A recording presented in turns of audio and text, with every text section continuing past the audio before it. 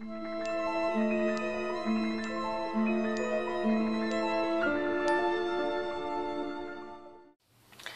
à tous, voici la troisième vidéo de la petite série que je vous ai fait concernant les génériques. Donc dans cette vidéo, je compte répondre aux deux dernières questions auxquelles j'avais pensé. La première, ce sera pourquoi en fait les pharmaciens sont obligés de vous donner les génériques. Et la deuxième et donc la dernière de la série, ce sera quelles sont les solutions pour éventuellement échapper au générique si vraiment vous n'en voulez pas. Donc pour la première question, pourquoi les pharmaciens sont obligés de vous donner les génériques? Alors c'est pas quand un pharmacien vous dit j'ai pas le choix, je suis obligé, c'est pas du tout une manière d'essayer de vous refourguer ces génériques ou des choses comme ça.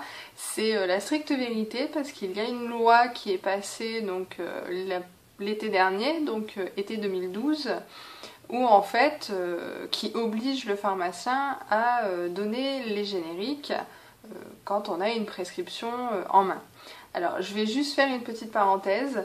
C'est une loi qui est passée, donc comme toute loi, elle doit être respectée. On est contrôlé par la sécurité sociale au niveau de la mise en place de cette nouvelle réglementation.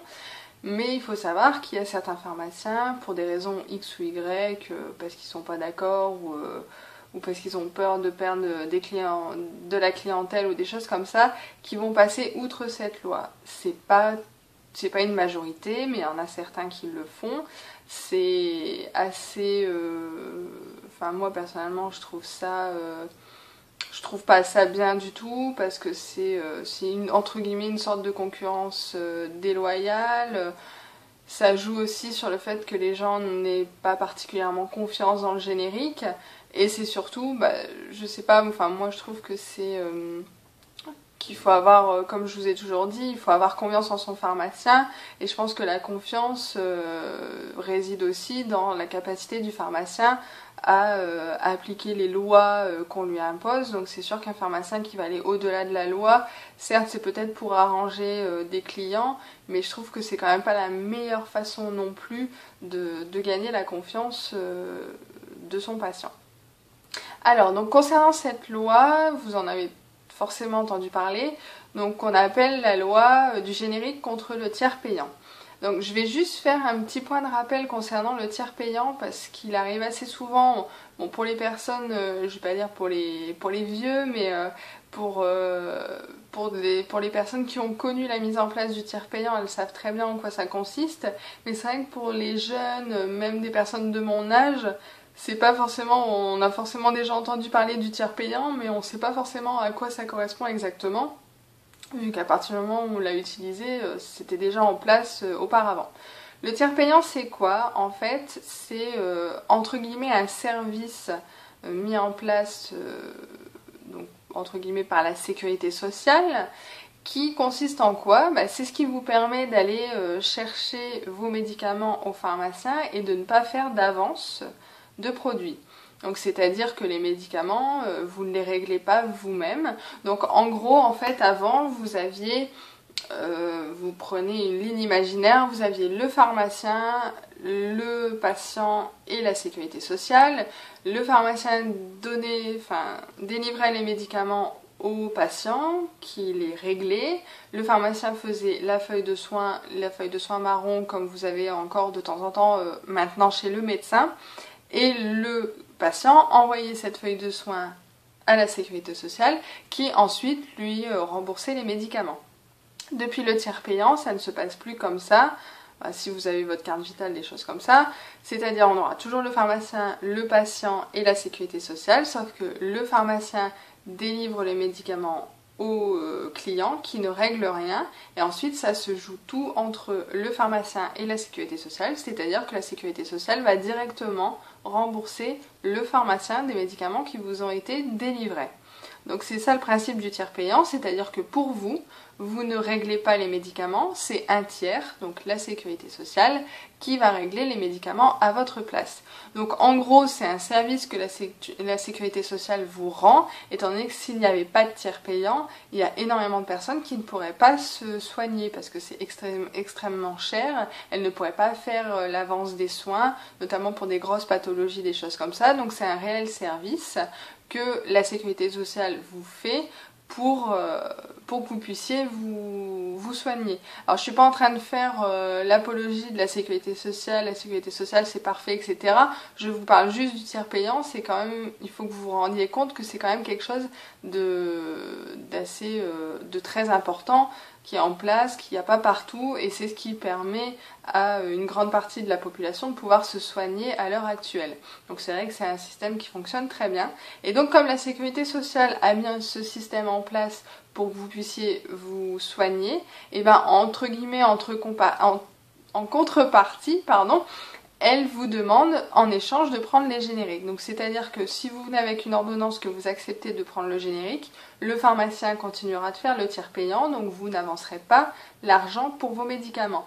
Par contre, si vous refusez la délivrance des génériques, dans ce cas-là, eh bien, la sécurité sociale, en gros, vous ne remplissez pas votre part du marché, donc la sécurité sociale ne fait pas le sien. Donc dans ce cas-là, vous allez devoir régler les médicaments et vous enverrez la fameuse feuille de soins marron à la sécurité sociale qui vous remboursera par la suite. En gros, on fait un petit peu un retour en arrière, c'est une petite régression. Si vous refusez les génériques, on repart à la méthode papier, on colle les vignettes, etc. Vous payez vos médicaments et vous serez remboursé plus tard. C'est le principe de la loi. Donc, en gros, nous, en tant que pharmaciens, si vous refusez les génériques, qu'on vous donne les princeps, donc on est obligé de vous les faire régler.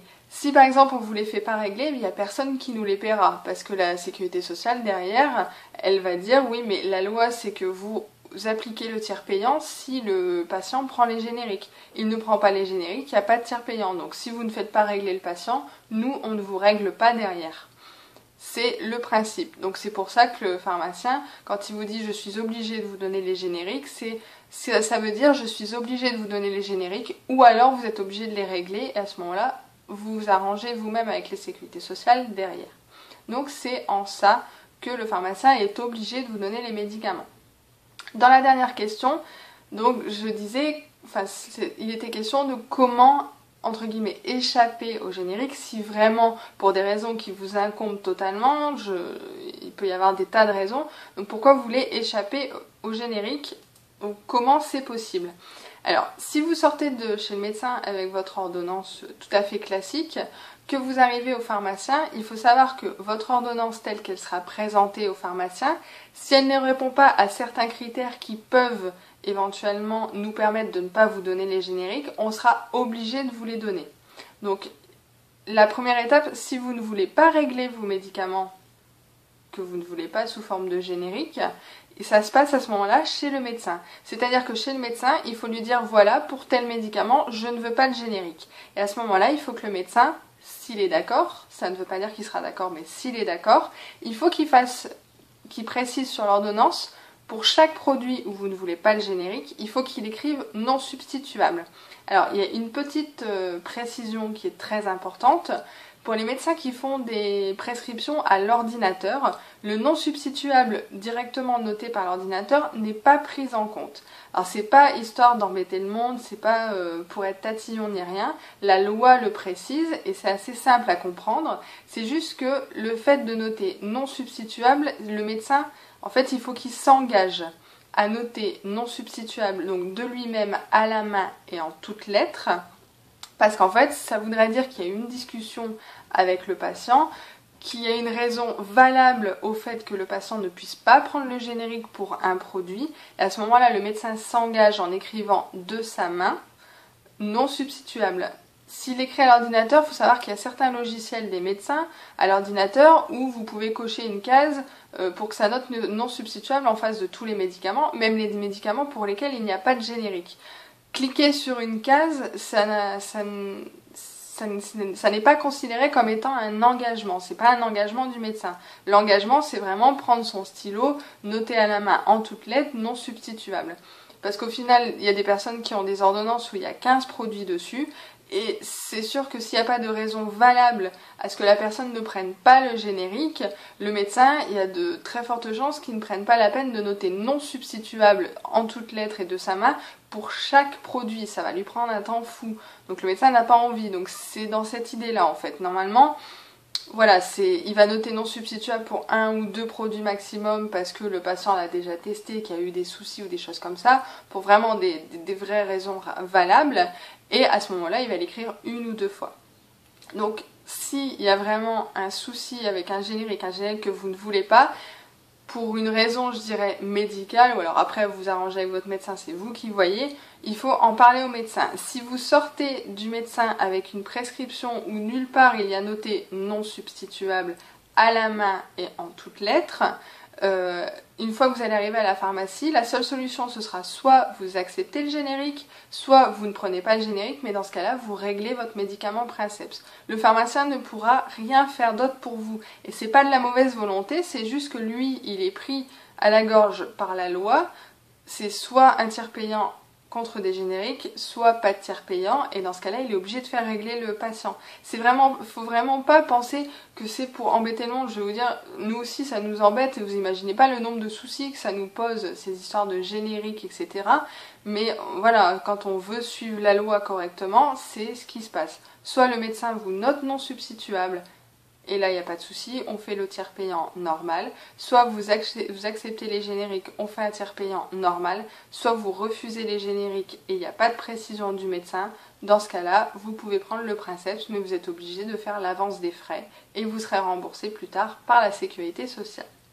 Voilà, donc je pense avoir fait le tour de ce que je voulais vous dire sur les génériques. Il y a peut-être encore des zones un peu floues, mais dont moi j'ai pas forcément conscience. Là, je me suis vraiment basée sur les interrogations les plus fréquentes qu'on a à la pharmacie et pour lesquelles on n'a pas toujours le temps vraiment de bien développer au comptoir. Je vais vous remettre le lien des 2 vidéos précédentes, donc qui sont plus théoriques que pratiques. Là, cette vidéo, on est vraiment dans la pratique au quotidien. Donc je vais vous remettre les liens. Si vous avez d'autres questions, vous n'hésitez pas. Vous avez les commentaires sur YouTube, les messages privés sur YouTube. Vous avez la page Facebook donc de la chaîne, donc les commentaires sur la page, les messages privés. Et vous avez aussi l'adresse mail éventuellement pour quelque chose de vraiment totalement confidentiel. Et moi dans ce cas-là, je vous répondrai soit par écrit, donc de manière publique pour que tout le monde puisse le voir, ou alors éventuellement je referai une petite vidéo s'il y a plusieurs questions auxquelles je peux répondre. Voilà, j'espère que ça vous aura plu et j'espère surtout que ça vous aura aidé éventuellement. Et en attendant, moi je vous dis à bientôt. Ciao!